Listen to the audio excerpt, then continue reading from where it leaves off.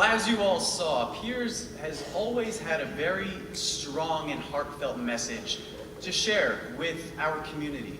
But more importantly, Piers has always delivered that message in such a unique medium. And part of what makes us so unique are the wonderful and quirky characters that we're all made up of.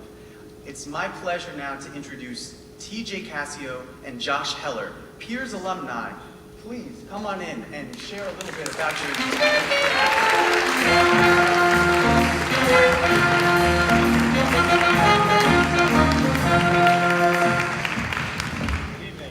Good evening. How is everybody? So as you might have heard, I think I was the first, only, and ever 8th grader to be entrusted with the live sound for one of our productions. So I think that gives a hint to Frank's management style. Kind of laissez-faire. It'll be fine. It'll happen. But that is kind of the theme that TJ and I are remembering, in that somehow, throughout all the years, all the trips, everything that we could remember, somehow it all always happened, no matter what went wrong, and there was at least 7 to 10 things that went wrong all the time. Yeah, at least. But yeah, so I was a young kid who already kind of knew what I might like to do in life, but didn't really have the confidence, didn't have the voice to do it, didn't have an inkling of whether or not I was good at it. And somehow the group for me gave me that space. It gave me that ability to deliver a great message to other kids, have a ton of fun while doing it, but at the same time, little did I know, I was building the foundations of what later became my career. I currently work in television and TV production. So Piers, in a strange way, was like a jumping start for my whole life, as well as giving me some great friends and some great memories along the way. And Stephen gave some stats about the millions of young folks around the country that Piers has influenced over the last 25 years. But there are hundreds of kids like Josh and I who were probably impacted most, and we were given the confidence and the foundation to build our lives upon. And thinking back, 25 years ago, and some of the trips that we took, and some of the really intense moments that we had. In the video they showed, we took a trip down to Washington, D.C. to interview Barry McCaffrey, a member of President Clinton's cabinet. That's really stressful for a 13, 14-year-old kid. But what I remember about that trip is breaking down in a van, and everything Piers related had a van involved. And we're crossing a bridge in the middle, flat tire, and just sheer craziness and madness. I think the tire actually went flat right before we hit the bridge, but we decided to keep going. Right. We'll make it, we'll get to the other side, no problem. And so halfway through, I think we decided to stop the car, take everybody out of the van, walk them back off the bridge, right. And I think I might have been a 9th grader at this point, and I was changing the tire on the bridge, and Frank was watching, traffic. So that was, yet again, management. Yeah, organized chaos. It's a really good way to describe it. But speaking about foundational skills, one of my other really, really early memories of Piers was taking a trip to the New York Giants training camp. They've been a great sponsor of Piers for many, many years.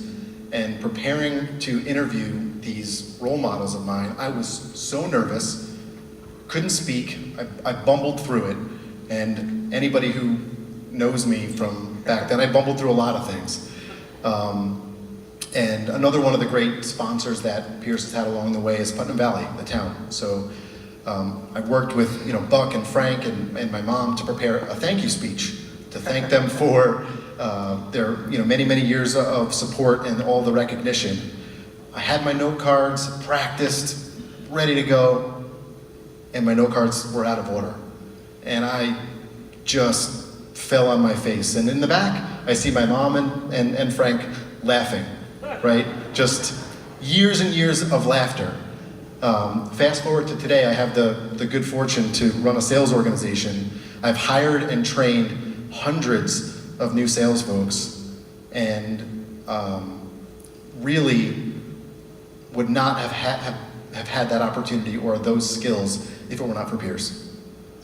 Yeah, and I'm actually remembering, I saw some of the footage from, I think it was one of the Lake George shoots, we were talking about it earlier.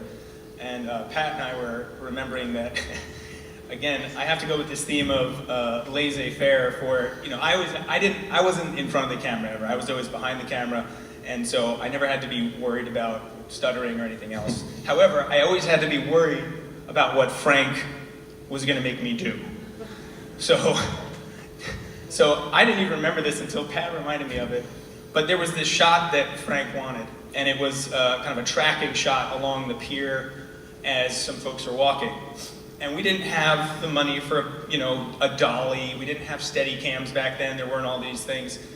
So what was Frank's solution was open up the side of the van, hold Josh by the back of his shirt, and point him out the side of the van and drive 15 miles an hour down the road. And here's the thing, Pat even admits now, you know, the producer in me was saying, yes, great shot. The mother in her was going, no, bad mom, bad mom. So the thing is, I can't even remember that. I just remember having fun on that trip, and I remember the kind of like drips and drabs of it. I guess I tuned that one out due to my own sanity, but you know, the big theme for us was always fun.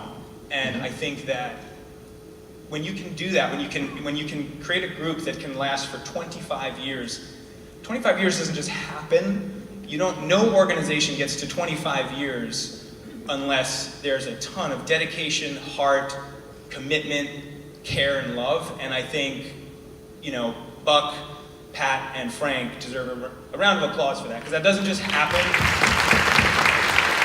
Despite how good the kids might have been and how motivated we might have been, there had to be someone and some folks at the top really driving this forward, and that I think is a big achievement. For sure. And it's an achievement that's rooted in a true and genuine belief in the message and the mission of the group. And for me, that's what helped me turn the page to actually speak intelligently and clearly and articulate and not be that bumbling guy talking to the New York Giants.